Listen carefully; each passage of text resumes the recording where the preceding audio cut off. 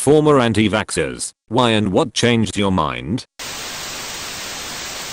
Former anti-vaxxer here. When my son was 11, the school strongly encouraged me to get my son medication for AD. I decided to take their advice I had been ignoring for years. In less than 3 weeks he was out of the resource room and back in regular classes. Until then he had special education. I felt such guilt and regret that I denied him a normal life due to being ignorant.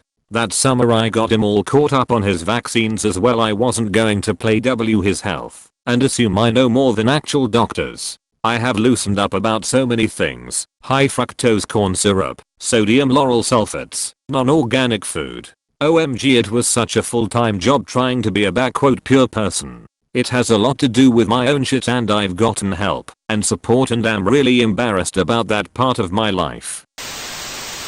I was raised by anti-vaxxers. One parent was anti for religious reasons. The other was into alternative medicine and thought it should be a choice. The point that convinced me was herd immunity and framing it as my responsibility to be vaccinated in order to help protect those who couldn't. I never thought vaccines caused autism. Most of the anti-vaxxers I know don't, so the science supporting that was inappreciable. Slightly off topic, I'm not actually vaccinated yet. Due to my upbringing, I know zilch about finding and going to the doctor or the healthcare system. I've seen a doctor only a handful of times that I remember, and, apart from physicals in high school, I haven't been in over a decade and a half. I recently got a position at my job with health insurance, so I'm looking into finding a GP and making regular appointments and other doctor type stuff.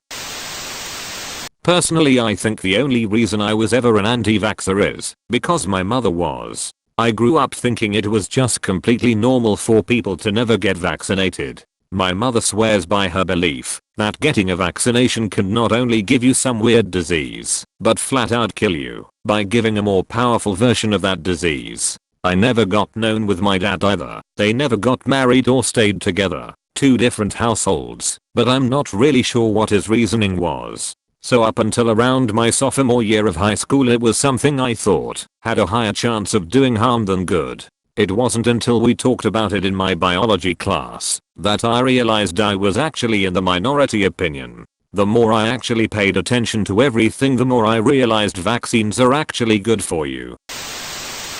Using a throwaway, because last time I answered this kind of question on my account I got a lot of hateful PMs for months, even after deleting my comment. My youngest was developing normally. We got the MMR vaccine, and he started to regress. Things he was once doing he wasn't doing anymore, and he basically halted in development.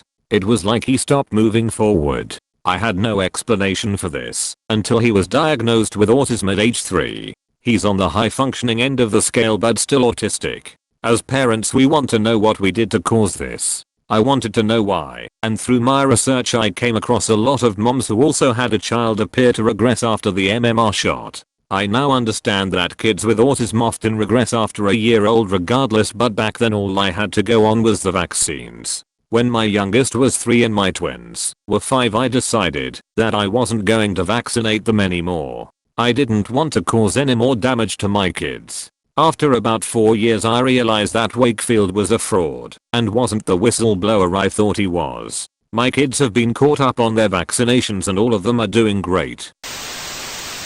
Don't know if this counts, but I wasn't vaccinated until I was 12 to 13. I think my parents were afraid of the supposed risks, as well as coming from a political background that doesn't like government mandated things. Thankfully they eventually got us all vaccinated once my oldest sibling went to college, where vaccines were mandatory. I changed my mind on vaccines once I got my biology degree and saw that the MMR/autism study was completely false, and 2, how immunology saves lives. I'll definitely vaccinate my kids someday, but I'd be lying if I said I wasn't a little worried about side effects. But I'd rather have an adverse reaction than a deadly but preventable disease.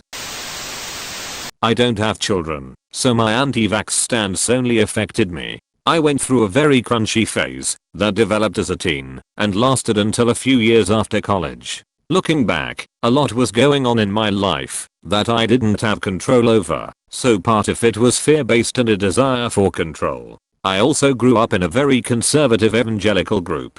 I didn't get the Gardasil vaccine, even though I was eligible as a teen, because I was taught that it was a license to have sex and would remove some of the consequences of promiscuity. Because apparently God wants to punish people with cancer, SMH. I worked in a privately owned pharmacy as a teen. The pharmacist didn't want his wife to use hormonal birth control because it would mess her up.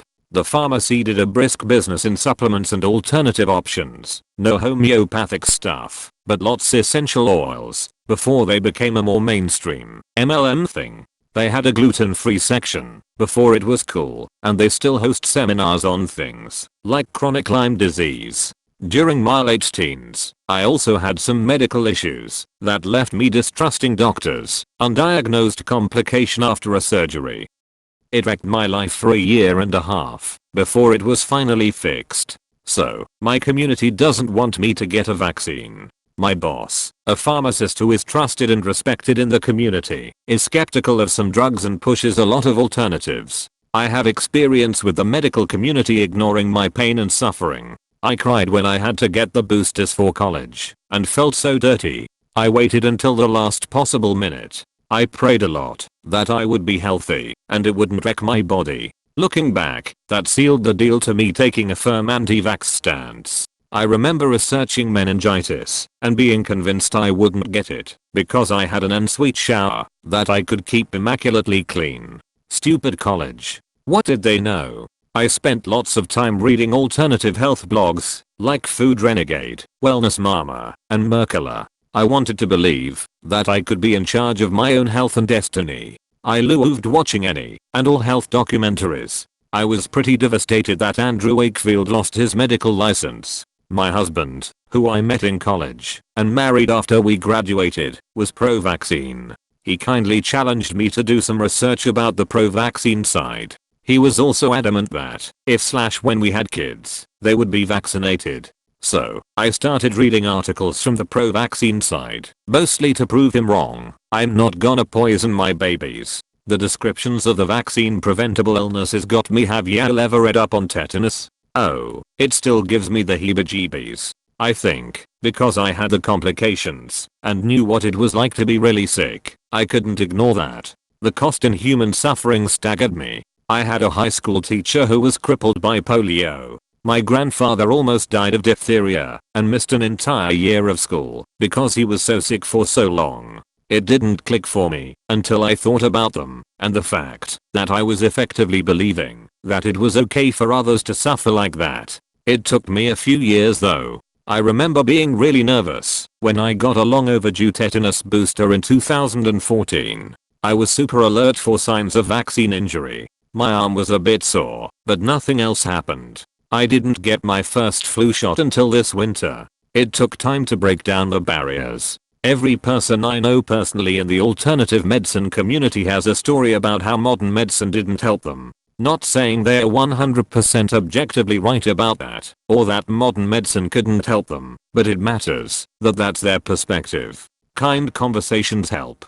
I wince when I come across inflammatory articles on both sides, because I was initially so turned off by articles calling my views a threat to public health. In my experience, shouting someone down or calling them names only leads to further entrenchment. Hopefully, it's possible to be honest about the dangers and concerns while still being respectful to the human. If it's possible, my advice would be, don't give up on your anti-vax acquaintances. Maybe ask them some questions about why they hold these views and try to listen respectfully. I'm not saying you have to respect their flawed beliefs, but respecting them as a person could hopefully build some trust. I realize some people are pretty far gone, but I think a lot of others are scared and confused and misled by people they trusted, like I was.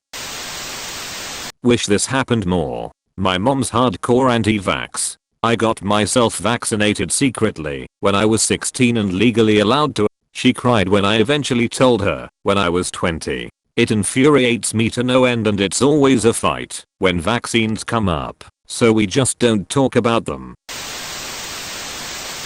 If you enjoyed the video, please like and subscribe.